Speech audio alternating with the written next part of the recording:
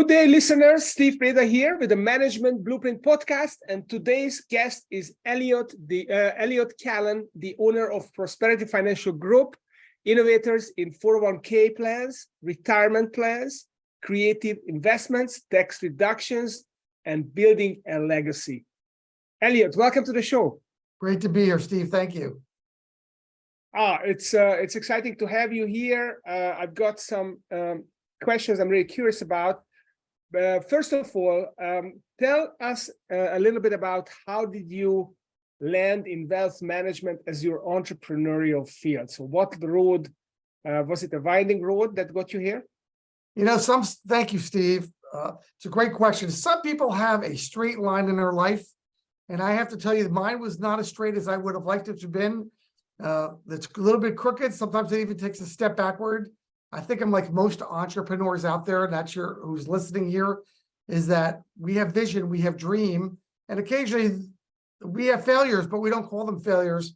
We call them opportunities, learning lessons, all these things. And this is the third company that I've started in my life. The first one was an industrial packaging company after leaving the accounting world, the big 8 accounting world, after college. And I sold that company in 1987. And then I started, after some time, an environmental cleanup company and consulting company. And we did that. And then the market began to change at the end of the Clinton and the beginning of the Bush administration, George Bush, the older one. And I knew I wanted to get back into finance, get back into money, get back into math. And so I came to California when my wife was pregnant with my twins and started Prosperity Financial Group. And we've grown from an acorn to today. I own 2 companies here that total almost $750 million. So from an acorn to a unicorn? Unicorn, I like to think of an oak tree, but entrepreneurs, the second you're thinking that you're solid and you're strong is when things go wrong. So we are a budding entrepreneurial business in a growth mode, no matter how big we get. Okay, well, that is cool. I mean, this is what we want, basically a growing business. That's what it's all about. It's all about the journey and be able to continue to grow your business. So let's talk about frameworks, because as you know, the theme of this podcast is Management Blueprint. It's about frameworks that help people conceptualize how to deal with their challenges in their business and in their financial situations as well. And you have a framework around managing wealth for entrepreneurs. So what does that framework look like? How should an entrepreneur look at the challenge of managing their wealth? So this is, Steve, every entrepreneur goes through many phases, but I've narrowed them down to 3 for conversation's sake. And it really doesn't depend, it does not depend on the widget, the service, and so forth. It really depends on the entrepreneur. So here's the first phase that everybody goes through, whether you're Colonel Sanders starting at 65 or you're a crypto person starting at 26, it doesn't matter. The first phase is I'm putting it together. I'm trying to get a vision. I'm not sure what that vision is right now. Sometimes I'm working out of my garage. Sometimes I'm doing this because no one wants to hire me or the economy isn't working for me, or I'm the only one that seems to see it. And we call that the startup and growth phase, where you're lacking money. You don't know what to do. You're also many times starting your personal relationships in your 20s and 30s, starting a family. Holy cow. I've got 2 kids here, 1 on the way. I've got a business that I'm trying to start. I got bleeding money. I got to get a line of credit from a bank. There's a bank credit issue going on out there. They don't want a loan. That's phase 1. Mm-hmm. And that's really hard to save. It's hard to even coalesce your vision, but if you could stay focused in that vision, mm-hmm. and keep refining it, because I doubt for most entrepreneurs that your first vision is your best and your last. It's your first, and it's got to evolve. So that's vision number 1. Make sure you have the financing, make sure you have the tools, make sure you're beginning to surround yourself with the people that can help you grow, the people that see your vision. And sometimes that means getting rid of people that don't. Second phase is now I'm beginning to make money. I'm growing, my family is growing. I've got to sock away money for my future and a little bit for the company's future, but I've got to put it away. Mm-hmm. I've got to start thinking about my kids' college. I've got that mortgage now that I didn't used to have, or I need to buy a house. And I've got all the stress of running my company because I'm still in growth mode. I still want to grow. I still wanted to become a 10 or 15, $20 million company, $50 million company, 3 million like me, multi-billion-dollar asset company. There's a lot going on there. What do I do? And phase 3 is we've been doing this for a while, and now we need to think of what's the next step for our money, for our probably our single largest asset, which is our business. And that business is, maybe I want to bring my children in. Maybe I want to monetize this and sell that over time. Maybe I want to just get out and travel and get some financial retirement goals in place, like seeing the world that I had no time for, like spending time with my grandchildren, like becoming a gourmet cook that I've always wanted to do, or an artist. That's phase 3. And the hard part in phase 2 is getting through that, knowing that I'm being pulled in 1,000 directions. And the great part about phase 3 is, boy, do I have some wonderful opportunities in my life, but where did the years go? And that's what we work on. Okay. So I wonder if it's 3 phases or 4 phases. You said that there's a startup phase when you're trying to figure out where you actually have a negative wealth in some ways, because you have to pull money in from a credit line in order to keep your business afloat. And then you talk about how you accumulate, you start to siphon some money out of the business. That's maybe the accumulation phase. And then you have the preservation. How do you make sure all your eggs are in one basket, which is your business? And how do you make sure that when you're no longer running this business, that it's gonna stay there? So maybe you have to sell the business and then diversify. And then the distribution is all the tax implications of how do you distribute your wealth, either to yourself or to your offspring or to your charitable giving. Is this how that is lines up, or I'm missing something? No, you're right on track. Let's talk about 2 and 3 for a moment. And so 2, I'm accumulating wealth and I'm accumulating it in my business. And hopefully the value of my property is going up. And we recommend, just for business sake, diversify, whether it be buying in some rental property, investing in the equity markets and the bond markets, whatever your risk tolerance is, but spread your money around. Don't do one or the other. Don't say, I love real estate and I hate investments. I hate investment. I love investments and I hate real estate. There are lots of great ways to make money. But when it comes to really creating the biggest nut in your life of wealth, it's going to be the next step in your business career. So first, deciding what to do. I try to recommend to people, even those that have children, to sell the business and not pass it on to the next generation. And the reason for that is first of all, the statistics of the next generation succeeding are single digits of success, not 50% or 33. They're low single digits. In other words, it doesn't happen very often. And the reason for that is most of your children, they want the success you've enjoyed, that they've seen. You've got nice cars, you've got a nice house, you've got a nice life. But they don't want to put all that effort in that you did in your 20s and 30s when you were working 7 days a week, missing Little League, missing soccer, because you had to get to the office and pack things up, or take phone calls, or ship out orders, or deal with staying up all night long because you didn't know if you had enough money to cover payroll this Friday. That's what they don't want. And that's why we try to encourage entrepreneurs, sell it and distribute the money. And there are really 2 main roads to distribute your money. There are lots of sub-roads. 2 main roads. One is, I want to give the money to my children. And 2 is, I'd like to give the money away. Now, they're not distinct. You can do both. I'm a big fan for charity and legacy. And legacy is, I want my children to have a better life than me. When I started my business, I knew for my 3 children that I wanted to leave them better off than when I started. I knew that. Most people think like that. So I want to leave them money. Do I want to leave them in an in a revocable insurance trust or irrevocable insurance trust where I can magnify that money? Do I want to leave it in tax-free vehicles where my kids really get a great break? Do I want to spend all the money myself and leave no legacy? The old joke of, I want to die with my last check bouncing. Do I want to do that? That's a little bit more selfish, but I get it. That's not my legacy, but I get it. There are people like that. Let the kids make it on their own. I had to. Let them do it. And then there are those people that have said, I want to leave the world a better place. That world could be my church or my synagogue. That world could be a hospital, and I want to put my name on a wing. That world could be like I've done. I've created a charity called A Brighter Day. I want to leave teenagers much better than where they are today. Whatever that world is, my parents taught me, Steve, you give away 10 to 20% of your money every single year to charity. For a long time, I gave it to the Boys and Girls Clubs. I still give some, but not like I used to, because I have my own charity, my own foundation.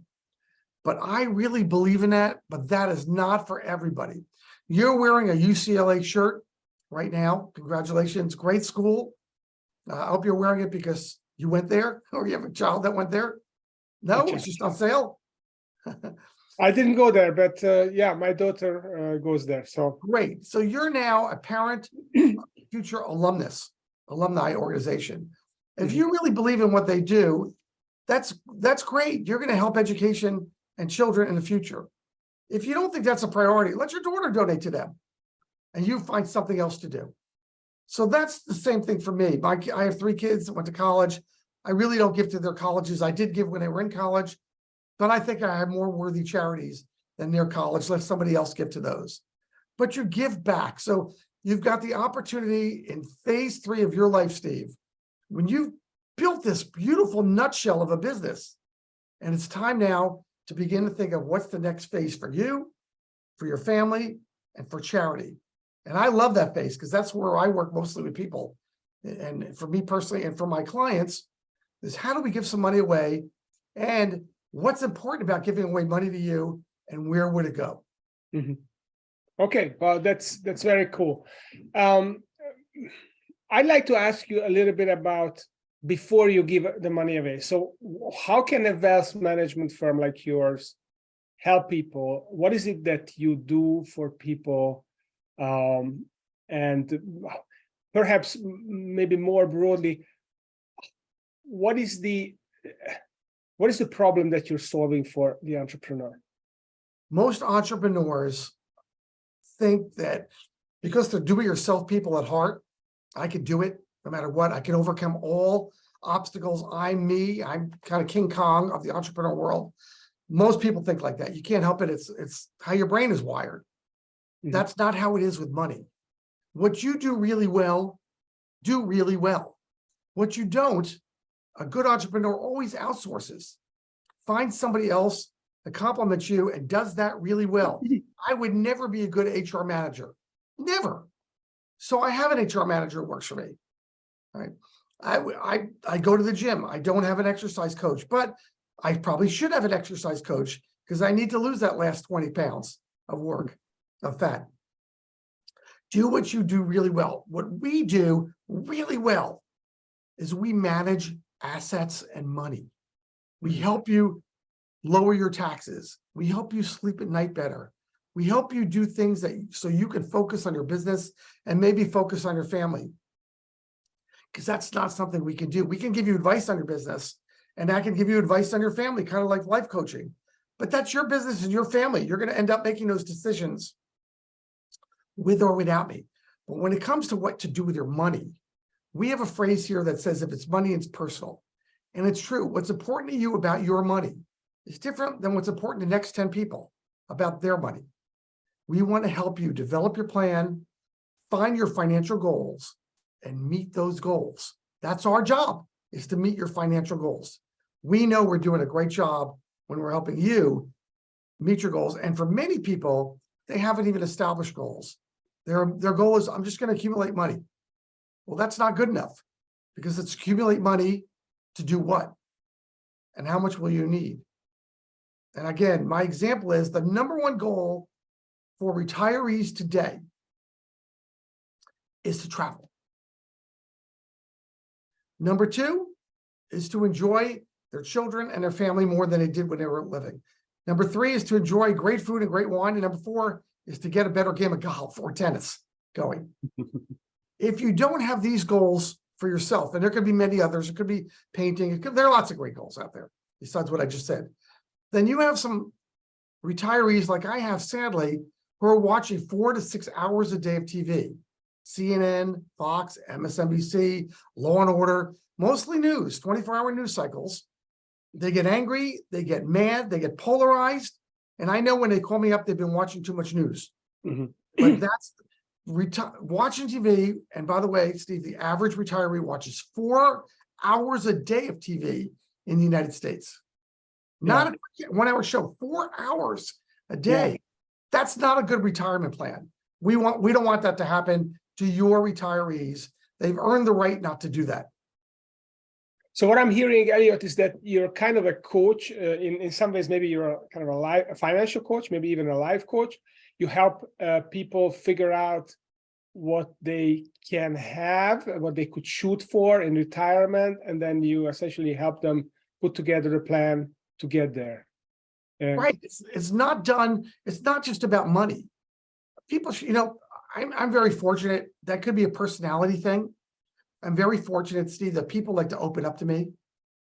Mm-hmm. And when they open up to me, they share their life and they're looking for advice. There are 3 things people are looking for when they share things about themselves. They're looking for a hug. Okay, that's what we're going to do. I'm going to hug you when we're all done. Make you feel better. That's pretty temporary. They're looking for help. That's what most people are looking for. Mm-hmm. Or they're looking to be heard, mm-hmm. which is the psychology every week, $150 an hour on the couch type of thing, where they're going to not fix you, they're going to help you fix yourself. My job is to help you. And I say that when I'm sitting with somebody, would you like my advice? And that advice can be very life-oriented and not just money-oriented. And it comes from 30 years in this business, 45 years in business in general, 42 years in business in general. And then at the end of the day, whether you choose to take my advice is still your decision.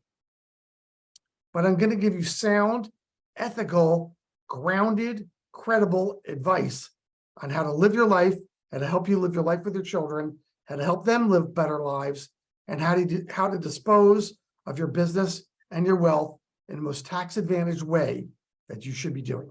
Mm-hmm. So, Elliot, I'm going to put this back on you. So what is your plan? Why are you building this business, and what is your ground plan of how you're going to do your phase 3 of your framework, which is distribution? Can you give me some more specific and how you envisage this, and maybe who's helping you? Sure, I can, but I also need to preface that or footnote it and tell you sometimes the cobbler's children have no shoes. That is true. So here's my basic plan. I'm still in growth mode. So my brain, and I don't know if I'll ever get out of growth mode. That's just the way I'm wired too. My brain thinks about business and how to grow. Middle of the night, that's what I'm thinking about. What's my next step on how to do this? But I have 2 children, and I have 3. Sadly, 1 took his life. But I have 2 of my own children, 2 stepchildren, and I think of them as one family. So at the end of the day, my wife and I have decided, we've been together 17 years now. My wife and I have decided that all of our wealth will be split 4 different ways, very, very evenly with them on that. And we want to make sure that we've also covered insurance costs, because you can multiply your wealth by insurance in a lot of ways. Spend $1 to get 5 to make sure that we're multiplying that wealth. Now, for my business, I'm not sure at the end of the day, do I sell my business if I can get a price? I get literally every other week, I get an offer on my business. That's a silly offer, and it's not a good offer. But if somebody walked in for $10 or $15 million tomorrow, I'd sell my company. But that's not happening any day, I think. So we're still packaging it for a future sale on the company. My children don't want my company. They want the value of my company. I'm willing to do that. Now, we've also established, my wife and I sat down almost 10 years now. And I said, look, I help people figure out how to retire successfully, how to have a successful retirement. I said, so let me ask you, what does retirement look like for you? What does it look like for me? And we're just as human as everybody else, Steve. We said our number one passion, our number one dream is traveling. I used to live in Europe, so traveling all over Europe and all over the United States, that's number one, and we do a lot of that. Number 2, I'm an amateur wine collector. I've got 1,000 bottles of California Cabernet in my wine tasting room. I have a wine, not a wine storage room, a wine tasting room. 1,000 bottles. Number 3, I'm a little bit of an amateur chef. I take a lot of cooking lessons. I love to cook. We entertain. Used to be every week before COVID. Now it's once a month, 8, 10 people over, and I'm your chef. And I'm still trying to learn how to be a better plater, make it more artistic, so it looks more like it does on the Food Network. Okay. All right. I play golf, Steve, but I've learned, and I talked to my wife, we don't love golf. We like golf. So as long as my back holds up and we can play golf, those are our passions in retirement. And that's what I'm going to continue to work towards. Awesome. Well, this is a worthy vision, especially how you are looking at your children and have helping them, not with the burden of your business, but with the fruits of it. That's very noble. If people would like to learn more about your approach, your philosophy, and maybe have a conversation on how you might help them, how can they get in touch with you? Great. It's my cell number. I'll give you my cell. It's 510-206-1103. I have an office number, but go ahead, call me on my cell. And keep in mind that I am California West Coast time zone. That would be great. So we don't do this at 4:30 in the morning. And it's Elliot, ELLIOT, at prosperityfinancialgroup.com. And let me also tell you that the website is prosperityfinancialgroup.com. And Steve, if I could say one more thing, for those people that are charitably inclined, I started a charity and a foundation. I know what it is. It's become a passion. 8 years ago, I didn't even know about starting a charity, but we had a child, like I said, that took his life. Horrible conversation. But we have turned that endless supply of lemons into some lemonade, and we are saving lives. So I know what it takes to do that. For those that want to learn how to do that for themselves personally, I'm happy to share my story and all the trials and tribulations of making a difference in the world. That's fantastic. Well, Elliot, thank you for sharing your philosophy and how you approach helping people get to a future, a retirement that they deserve. And thanks for joining us today. My pleasure. Thanks for having me on, Steve.